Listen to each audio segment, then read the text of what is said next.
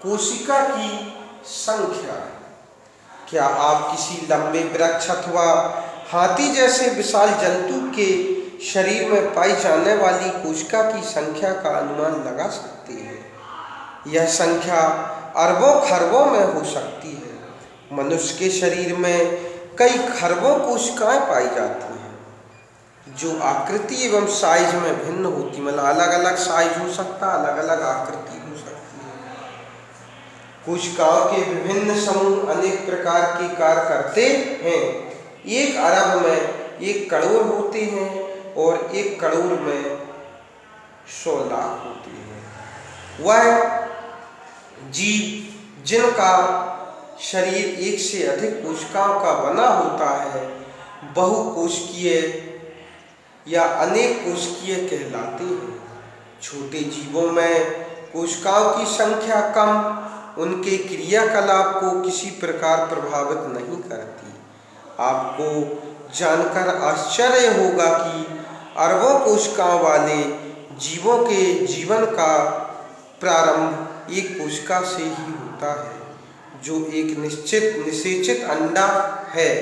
निषेचित अंडा गुणन करता है तथा वृद्धि एवं परिवर्धन के साथ कोशिका की संख्या बढ़ती जाती है।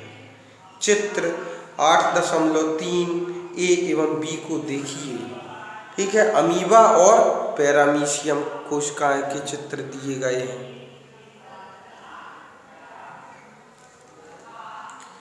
तो दोनों जीव एकल कोशिका के बने होते हैं। ये दोनों जीव जो हैं एक ही कोशिका के बने होते हैं।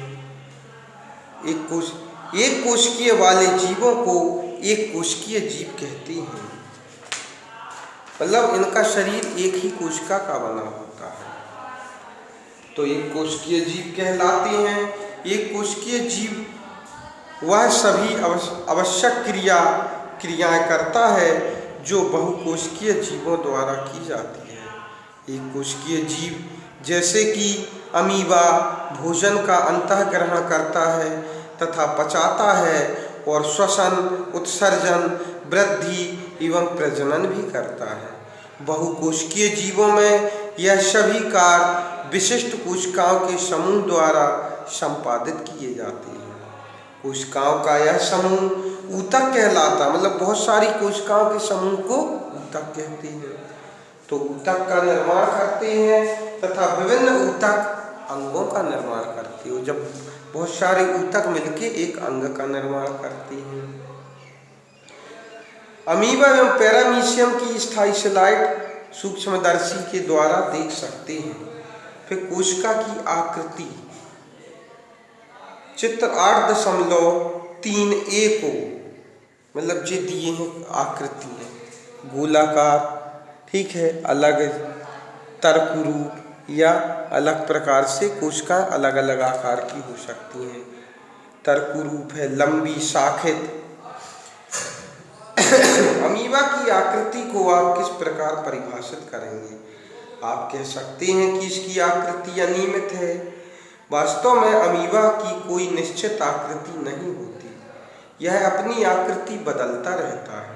इसके मुख्य शरीर से बाहर की ओर परिवर्धी लंबाई के प्रवर्त उभरते हुए दिखाई देते हैं। इन्हें पादाप कहते हैं।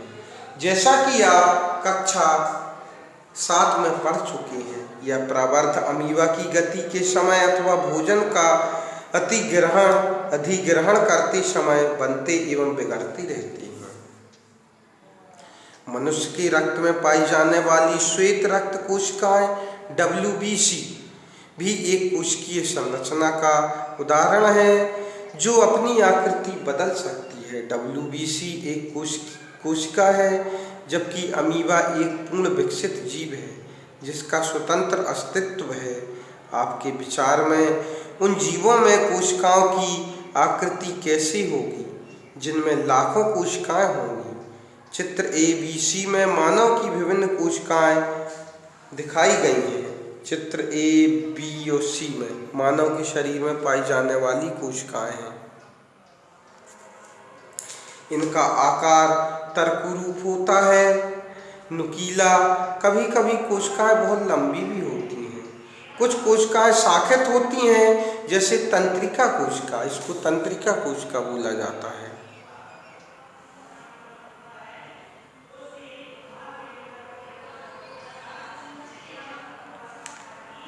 तंत्रिका कोशिका संदेश प्राप्त कर उनका स्थानांतरण, मतलब एक स्थान संदेश प्राप्त करके शरीर के एक भाग से दूसरे भाग तक ले जाते हैं, और जिसके द्वारा यह शरीर में नियंत्रण एवं समन्वय का कार्य करते हैं। क्या आप अनुमान लगा सकते हैं कि कोशिका का कौन सा भाग इसे आकृति प्रदान करता है? कोशिका के विभिन्न संघटक एक झिल्ली द्वारा परिबद्ध होते हैं। यह झिल्ली पौधों एवं जंतुओं की कोशिकाओं की आकृति प्रदान करती है। पादप कोशिकाओं में एक अतिरिक्त आवरण होता है जिसे कोशिका भित्ति कहते हैं। यह कोशिका को आकार एवं दृढ़ता प्रदान करता है। जीवाणु कोशिका में भी कोशिका भित्ति पाई जाती है।